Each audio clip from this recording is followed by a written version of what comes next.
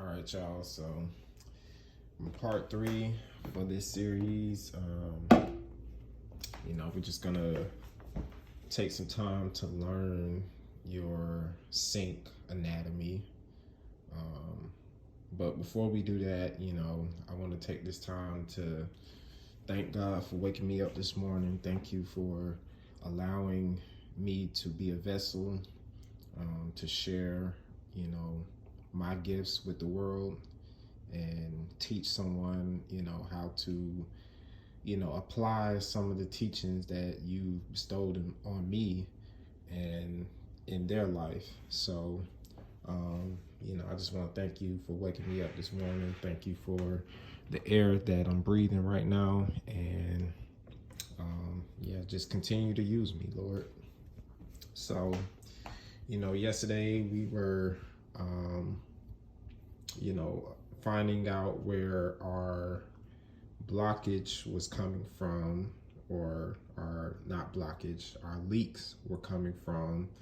And, in part two, we also was testing out our water gauges just to see, if the water pressure was, back to normal, and everything was a success. But I found another issue when I was going from this side, the right side. I was able to drain it properly. As you can see, this is back on, and it's able to drain, right? But then my roommate just told me to, and I say roommate, I shouldn't say roommate, my godparent told me to check the left side, because as you can see, we got dishes over here. Please don't judge us, but God is working on our sink right now. So I was checking on the left side, and the issue here was, like I said, this part right here needs to be cleaned. And you can see, like, at the top part right there, that is supposed to be plumber's putty, right? So what that is a particular substance that, helps seal this part up here, like this part right there. That part is, to help seal it to the sink, which is this right here, right?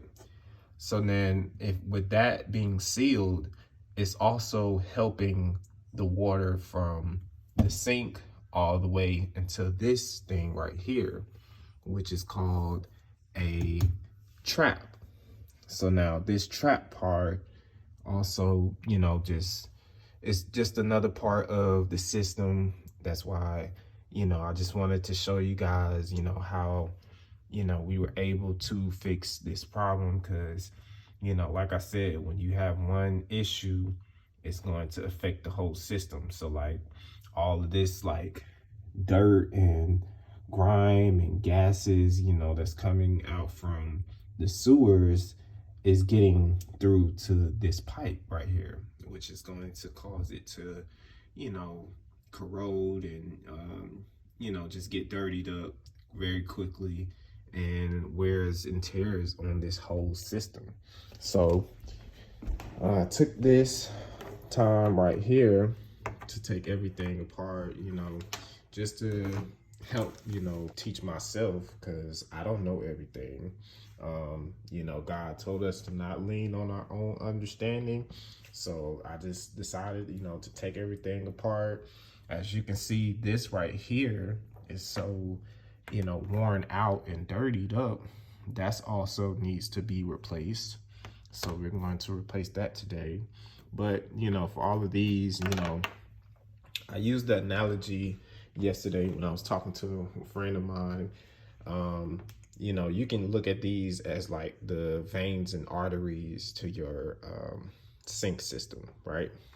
So, like, what I'm doing, it's nothing special. It's really not.